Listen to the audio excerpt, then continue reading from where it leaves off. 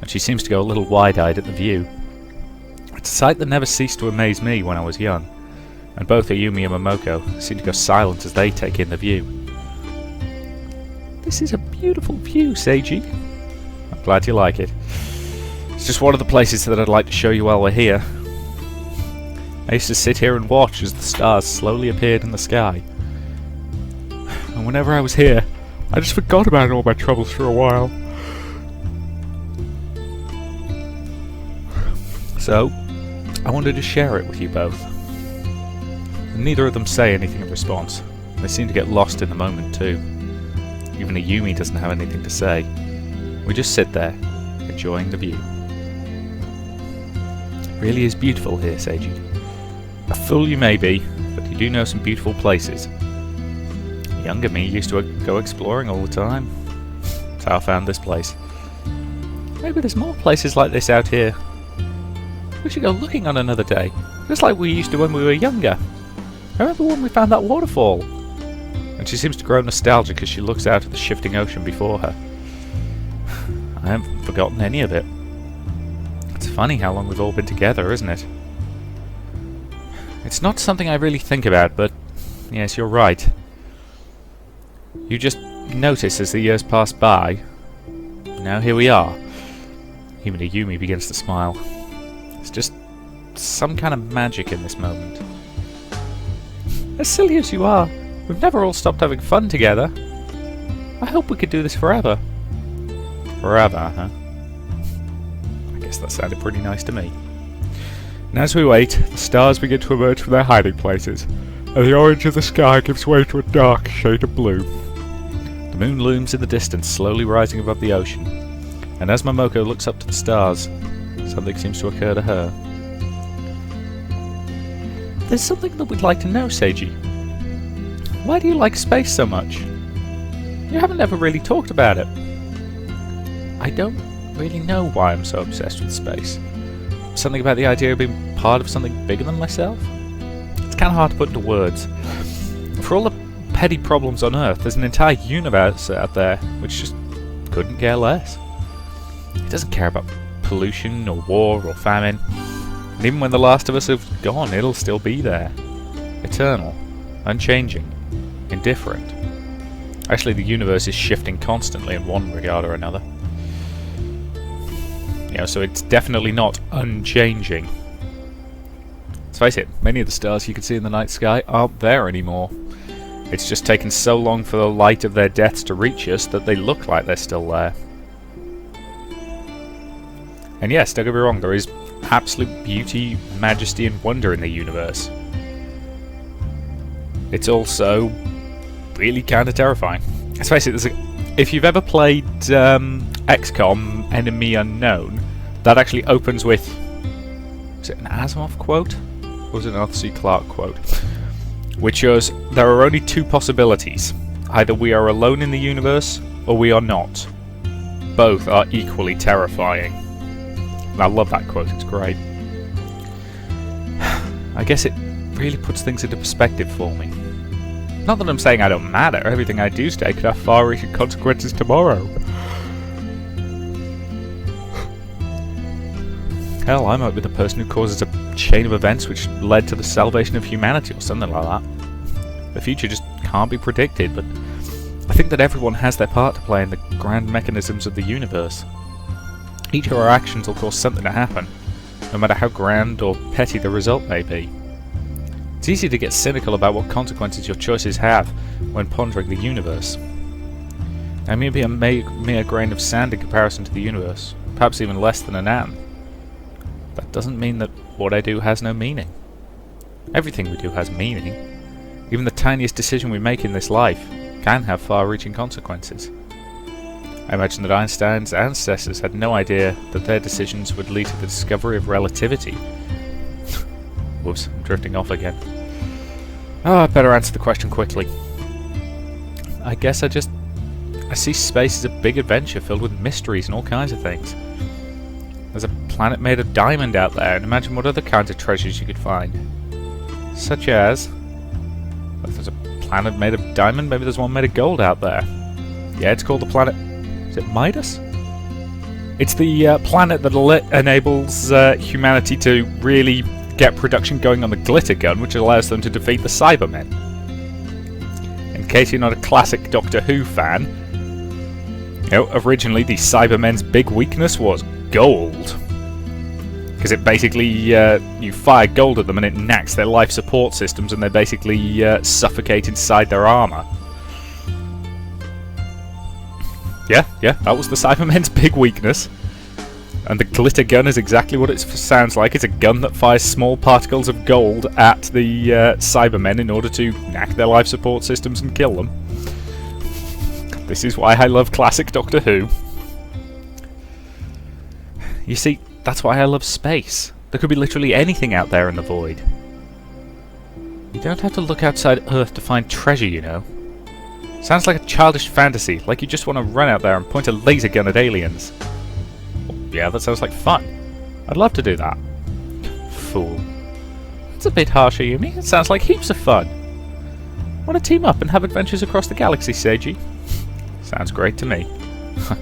Fine, go have your space adventures or whatever. I prefer sophisticated entertainment for adults. If you're implying that science fiction is not, as you put it, sophisticated entertainment for adults, screw you!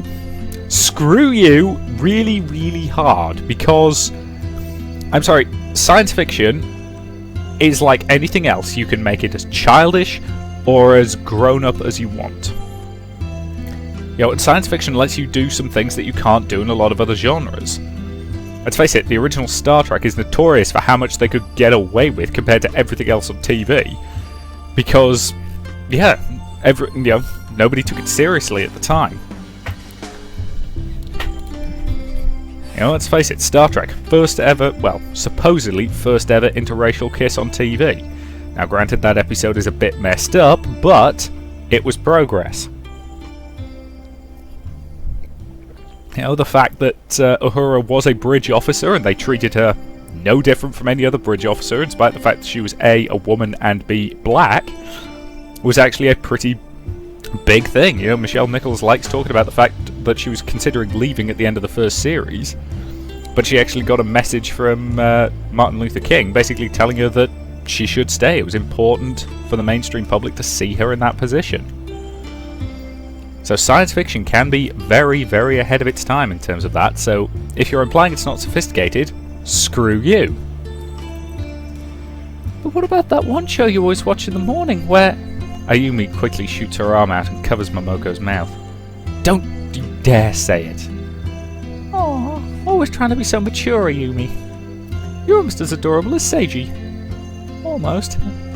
Don't call me adorable. All I can do is shrug at the nonsense that's happening in front of me. It's getting late, you two. We should probably head back now. Sure, can we come back here sometime? I want to watch the sunset with you again. Well, I wouldn't mind going here again with you. Glad to hear it. And we make our way back through the trail, and those two bicker the entire way. I wake up late today. I have to say it's been forever since I've gotten a good night's sleep. I've had to study really hard for the upcoming exams, and though I haven't told anyone yet, what I want to do is become an astrophysicist. Since I love space so much, why not dedicate myself to understanding it? Though the study material's pretty brutal. I'm glad I got a chance just to relax, though. It's going to be straight back to studying when I get back. Now that I think about it, I haven't spent much time with either Ayumi or Momoko lately. Ah well, I suppose that's the point of this trip. And I'll have all the time in the world after the exams to catch up with them. Wait a minute, you've gone on holiday before the exams? Can't help but think that might be a bit of a mistake. I mean, I suppose it depends how far in front we're talking. You know, if this is the equivalent of the Easter break.